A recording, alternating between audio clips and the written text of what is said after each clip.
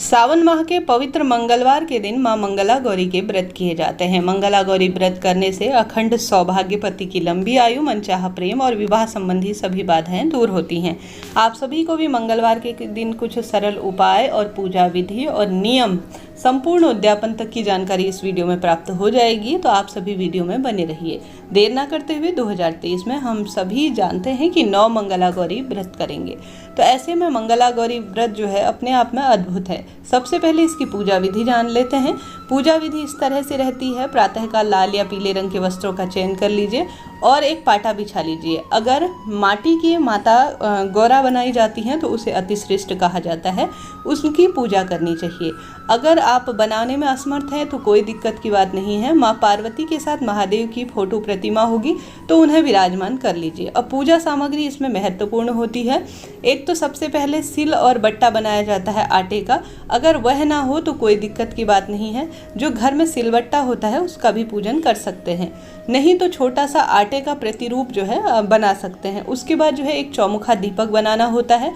उसमें आप सभी को बत्तियां बनानी होंगी। 4-4 बाती की जो है चार बातियों की 4 बत्तियां बनानी होती हैं, जिनमें टोटल 16 बत्तियां हम सभी को प्राप्त हो जाती हैं। तो ऐसे में आप सभी को उसका निर्माण कर लेना होगा। आटे का ही इससे बनाया जाता है, इस बात का ध्यान रखें।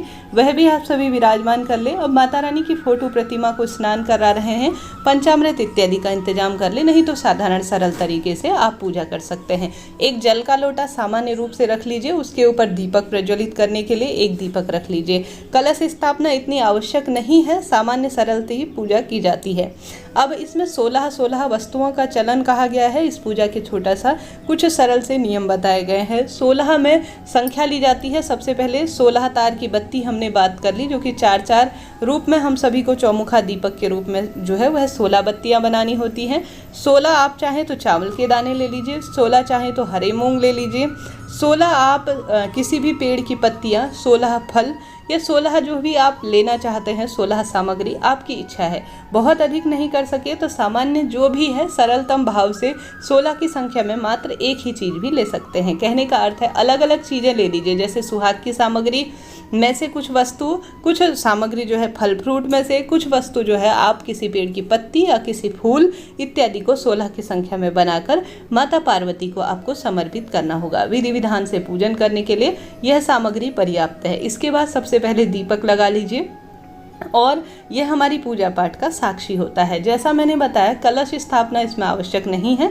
सामान्य सबसे पहले दीपक लगा लीजिए, यही पर्याप्त है। इसके बाद जो है माता पार्वती को आप सभी रोली चंदन मोली लगाएंगे। उससे पहले गणेश जी महाराज का पूजन करें, भगवान महादेव का पूजन करें, क्योंकि गौरी गणेश सबसे प्रथम पूजनीय माने जाते हैं।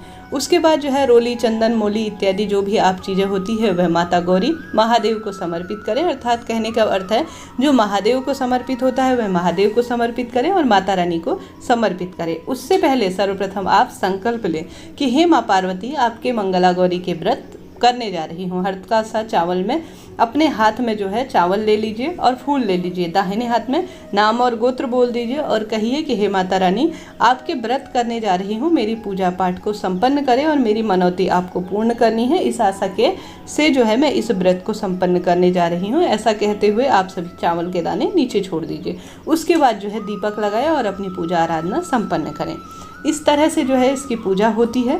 आप जैसे इस बारे में बहुत सारे सवाल आते हैं कि क्या दीदी हर बार 16 चीज़ें समर्पित करनी होती हैं, तो जैसा मैंने बताया आप जो है यह आवश्यक नहीं है। एक बार 16 चीज़ें समर्पित कर दीजिए, दोबारा मंगलवार आएगा उस दिन भी 16 चीज़ें समर्पित कर दीजिए। 16 की संख्या में 16 चीज़ें नहीं, यह सबकी क्षमता नहीं होती, इस बात का ध्यान रखें। सामान्य सरल तरीके से 16 वस्तुएं समर्पित करनी होती हैं, इस बात का ध्यान रखते हुए जो भी आप नहीं कर पाए हैं कोई दिक्कत की बात नहीं। आप उद्यापन के दिन जो है क्षतिपूर्ति कर दीजिए।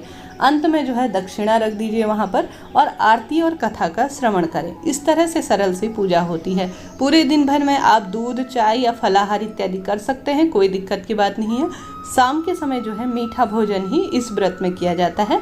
इस चीज़ का भी आप सभी ध्यान रखते हुए अपनी पूजा संपन्न करें। कुछ भी चीज़ समझ में ना आए पूछिएगा, आपका अपना चैनल है। मासिक धर्म बीच में आ जाए तो उस दिन आप व्रत करेंगे परंतु पूजा आप नहीं करेंगे, इस बात का भी ध्यान रखें। आपके नाम की पूजा है वह अन्य व्यक्ति पूर्ति कर देंगे, इस चीज़ को मद्देनज़र जो है, और यह व्रत गिना भी नहीं जाएगा। अब इसकी संख्या कितनी रखनी चाहिए, यह बहुत महत्वपूर्ण है।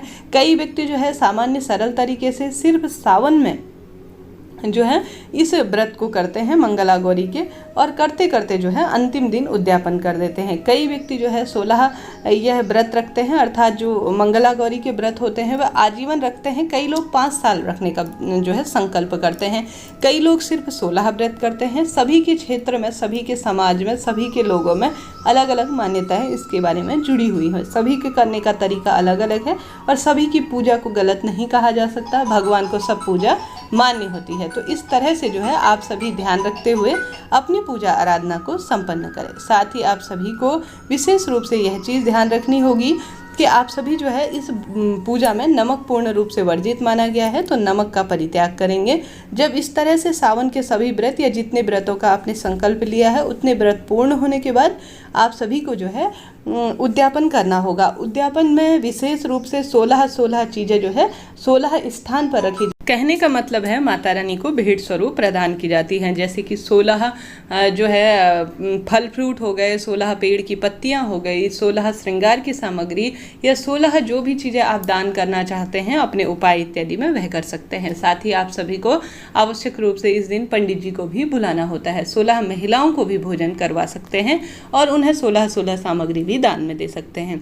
उसके बाद जो है पंडित जी आपकी पूजा आराधना को संपन्न करने के लिए आवश्यक रूप से छोटा सा हवन करेंगे। बस यही सरल सी विधि होती है। अगर आप चाहें तो आप भी छोटा सा हवन जो है कर सकते हैं माता रानी के मंत्रों के साथ। इस तरह से इसकी पूजा विधि होती है।